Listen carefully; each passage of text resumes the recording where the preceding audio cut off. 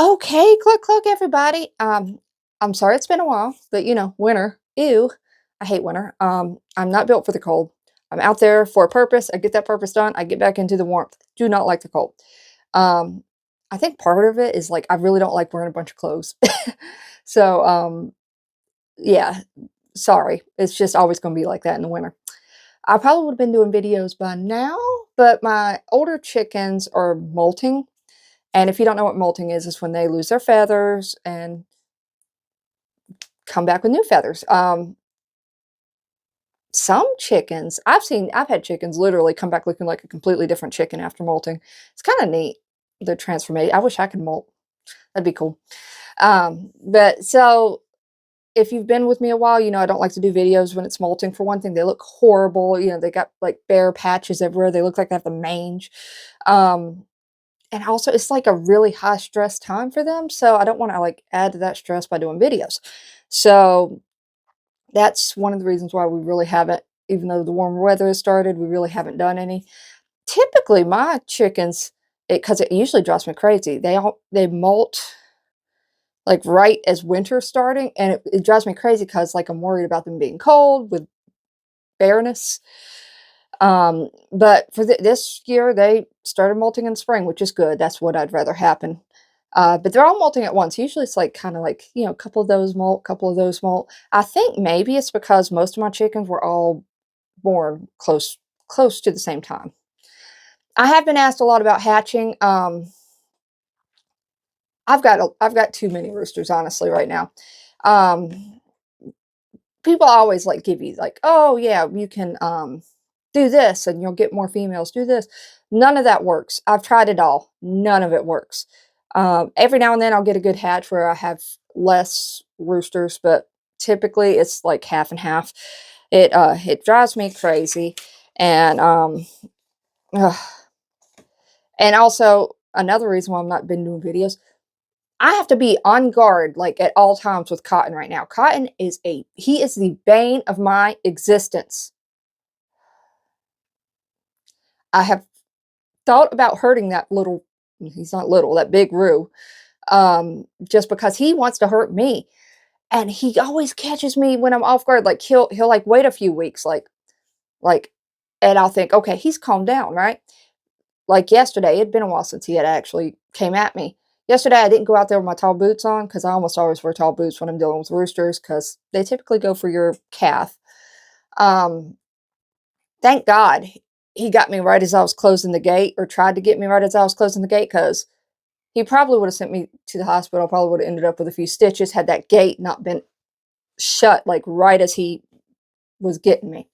So yeah, F Cotton. But he's I always say that, when you have those type of roosters, they're doing their job. I can't say much. I go out there and kidnap the babies daily and eat them. Well, I don't eat them. My husband eats them, but you get what I'm saying.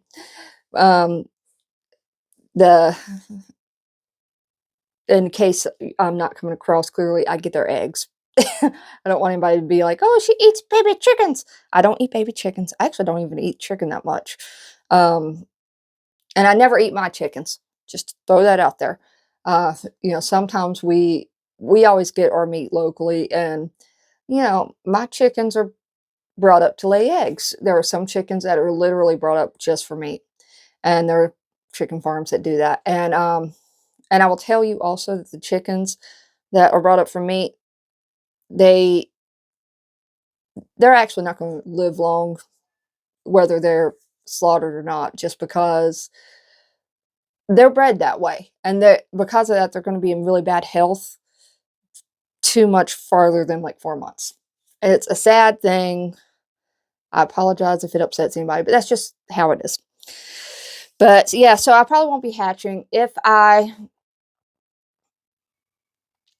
get more chickens, I will be buying from the pullet bin. And as we know, with Cotton, the bane of my existence right now, sometimes even when you buy from the pullet bin, you get roos. So yeah, there's that. The goats are doing well. Earl is the one that like took off for a while and came back, and he I call him the MacGyver of goats now. He knows how to I have like a now I have a carabiner that has a lip, and he has a hard time getting that one open. But I had a regular carabiner for a while that I would latch their gate with. He learned how to open that. He was already learning how to take the chain off the hook and stuff like that. He's learned how to undo just a plain old carabiner. I had to get it like a special carabiner. And so now he can't unhook that. So you know what he does? He literally takes the gate off the hinge. Drives me freaking crazy. I go out there and the dang gate's open. Uh, but the weird thing is, he doesn't open it for him. He opens it for the other animals. He's sitting in there like, see, I didn't get out. It's all the other animals. Lester has this thing. We used to call it shanking in school, but it's, yeah, you rip your britches down, somebody's britches down. Lester does that to me. I'm an older lady. I wear drawstrings a lot, or loose stuff. So if I have drawstrings, I gotta make sure I tuck them down in the front of my pants so he can't get a hold of them. But almost if I'm not wearing jeans or overalls, he will come up to me and pull my britches down every freaking time. Drives me crazy.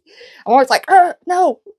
And running away from cotton, getting my britches pulled down. It's a circus around here sometimes. And like right now, it's always a circus when I go out in the yard. Monroe is just as sweet as ever, even though he is starting to act, more like a goat.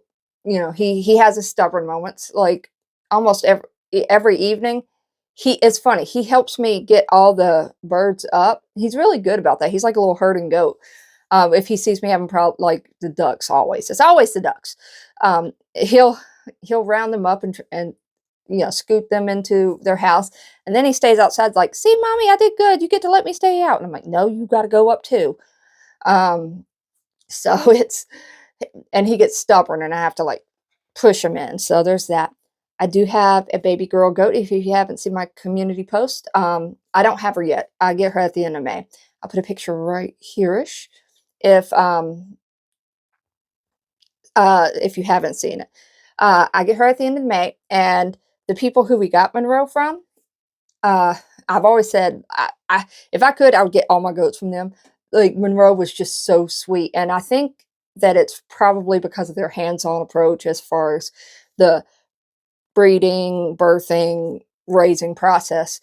And all of their goats are always sweet. So they have a couple of goats, or I'm not sure how many goats they have pregnant, but I get to, if it's a female, I get to get one of those too. So I have two females. So technically in a year from now, I should be able to start letting them do the deed to start my own breeding program. But I'm thinking about waiting till the September, so they'll be closer to a year and a half. Mainly because how many of you have been, women, of course, been pregnant in the summertime? It's like miserable. You're big, fat, pregnant. It's miserable. Heat. And then now think about that if you were outside. It's really hard on the goats. So I would rather them be pregnant more in the fall and winter and give birth around March or April. That's what I'm going to be shooting for, I think. I think I've pretty much got that decided in my head. We'll see how it goes, but I'm nervous about it. I've been a midwife to quite a few different kinds of animals now. Um, and typically, I learn fast. I catch on pretty quick. But this is going to be a slightly bigger animal that I'm going to have to help do that with. So one of the reasons why I didn't get goats for a long time is because my sister's, it was her maid of honor, that's what you call them. And she works as a vet, and she was like, you almost always have to give female goats episiotomies. And I was like, oh God, I don't know if I could do that. And then I started thinking, I was like, well, if I had to, I probably could. I've had to do a few things that I didn't think I would ever be able to in this line of work, and I've been able to. But I've also talked to a lot of goat breeders since then, and they're all kind of like, well, maybe with like some of the smaller ones, but they've said they've never had to. So that gives me a lot more comfort. And like I said, if something happened, I was to have to, I could. I think I could. Um, so sad news. One of the kittens went to their new home this past weekend, and I ugly cried. Like, I don't when I breed the goats, like, any females I wanna be keeping because I want goat milk, right? I'm gonna have to sell the male goats if I get them because I've got enough until they get too old to do anything with. Um, so I don't know how I'm gonna do that because giving that kitten away was really, really hard. But, I and what's funny is when I started getting into goats and looking for breeders, they are really picky and finicky people. And, like, I almost gave up at one point. I was like, "Gosh, these people, I don't even wanna go as they're just mean." They're like wanting to know everything about you. It's crazy. But now, just giving away that cat, I kinda understand. Like, I'm probably gonna be very similar when it comes to getting rid of a goat. So, anyway, yeah, I sent the one home. I've got another one that's gonna be going home soon to a new home. That leaves me with well, I'm keeping one. Mr. Zappa. Love Zappa. I'll put a picture somewhere right here. Well, I'll have to get a new picture. I haven't taken a picture of him in a while. Um, and then we'll have the little runt, who's a boy. Honestly, if we have to keep the runt, I'm okay with that because I'm in love with him too. I actually didn't know when was picking which one I was going to keep. It was between Zappa and the runt, who I call Stevie because he was the last one to open his eyes. And at that point, I wasn't sure if he was a boy or girl yet. And he had his eyes closed like this. It was moving around. And so I was like, I'm going to name him Stevie Wonder. Stevie's like a gender fluid name, so that would work out. So, yeah. Oh, and Skinny Minnie had kittens somewhere. Well, I know where she had them. She had them in an old shed out back. She's moved them to guess where? The Jeep. We call the Jeep the maternity ward now. Y'all remember the Jeep chicks? Yeah, apparently things just love having babies in that Jeep. So that's crazy. So one of the main reasons I'm doing the video is because I wanted to tell y'all about this. I also wanted to do a catch up, but I wanted to tell y'all about this. So a few weeks ago, I got a message. It was like, "Hey, have you thought any more about our offer?" And I was like, "What the heck? What offer?" And so I went back in my emails. It had been moved to my spam somehow. I don't know if it got through. I don't move stuff to spam, so it had to have been put there by itself on its own. But this company called, let's see, Grub Terra. I always say Terra Grub. Grub Terra. This is them. They asked if they could send me a pound free for an honest review on my channel. And I was like, yeah, that's no problem. You didn't even have to ask me. You could have just sent it to me. I would have been like, yeah. But, so they're called black soldier larvae, however you want to say it. I call them mealworms. I've given mealworms to my chickens in the past. They love them. It's one of their favorite snacks.